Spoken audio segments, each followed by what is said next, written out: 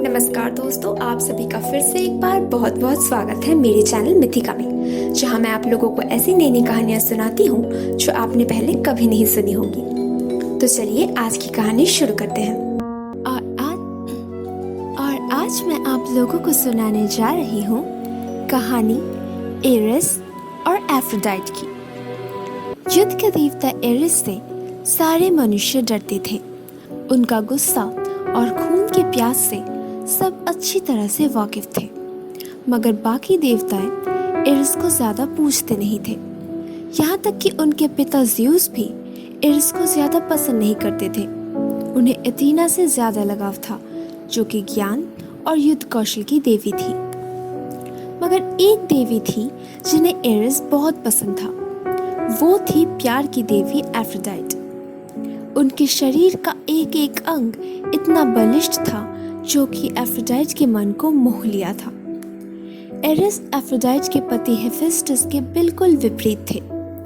बचपन में ओलंपस से गिर जाने की वजह से हेफेस्टस एक पैर से लंगड़े थे। वो सारा दिन अपनी कार्यशाला में बैठकर देवताओं के लिए नए नए अस्त्र बनाते थे। एफ्रोडाइट को ये पसंद नहीं था और इसी कारण वो खुद को बहुत अकेला महसूस करते थे। हेफेस्टस उनके इस कमी को कम करने की कोशिश में उन्हें महल और कीमती गहने बनाकर देते थे, मगर इन सब से एफ्रोडाइट का मन नहीं भरता था। एक दिन जब वो अकेले बैठी हुई थी, उन्होंने सुना कि एरिस एक बड़ी जंग से विजयी होकर वापस आए हैं। जब उन्होंने खून से सने हुए एरिस को देखा तो वो खुद को रोक नहीं पाई और उनसे कहा कि वो उन्हें उस खून को साफ करने में एरिस की मदद करना चाहती हैं। एरिस बिल्कुल आश्चर्य रह गए, क्योंकि आज तक ओलंपस के किसी भी देवी या देवता ने उनसे सीधे मुंह बात तक नहीं किया था। एफ्रोडाइट ने अपना प्यार का जाल बुनना शुरू कर दिया। युद्ध के पराक्रमी वीर देवता एरिस की क्या मजाल थी जो उनके प्यार के जाल से खुद को बचा सके।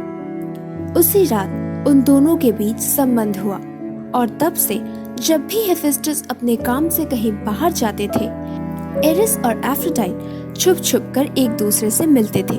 पकड़े जाने के डर से एरिस ने एफ्रोडाइट के महल के बाहर एक प्रहरी को रखा था, जिसका काम था सूरज उठने से पहले एरिस को चौकन्ना कर देना ताकि वो वहां से भाग सके।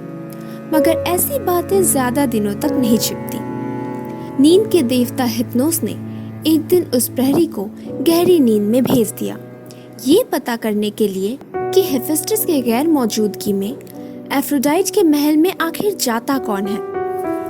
गहरी नींद में सोए रहने के कारण प्रहरी एरिस को जगा नहीं पाए और इस वजह से एरिस बहुत क्रोधित हो गए और उसे एक मुर्गे में बदल दिया।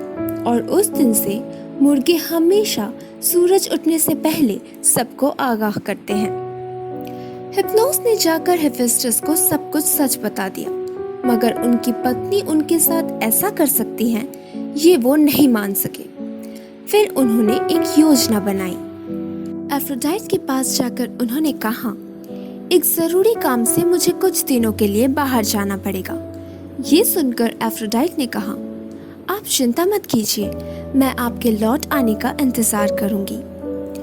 जैसे ही वो वहां से चले गए, एरिस वहां पहुंचे, मगर हेफेस्टस ने एक ऐसी जाल बुनी थी जो खुली आंखों से नहीं देखा जा सकता था और बिस्तर पर लेटते ही वो दोनों उस जाल में फंस गए। गुस्से में आकर हेफेस्टस ने सारे देवियों और देवताओं को वहां बुला लिया और उन लोगों से न्याय मांगा।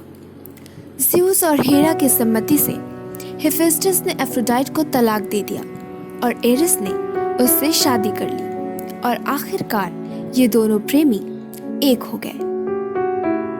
तो दोस्तों, कैसी लगी आप लोगों को आज की कहानी? अगर अच्छी लगी हो तो प्लीज इसे लाइक कर दीजिए। नीचे कमेंट सेक्शन में लिखकर जरूर बताइएगा कि आप लोगों को कैसा लगा और प्लीज प्लीज प्लीज मेरे चैनल को सब्सक्राइब कर दीजिए और हाँ, अपने दोस्तों के साथ शेयर करना बिल्कुल मत भूलना। मैं आप लोगों से मिलूंगी अगले हफ्ते एक और नई कहानी के साथ।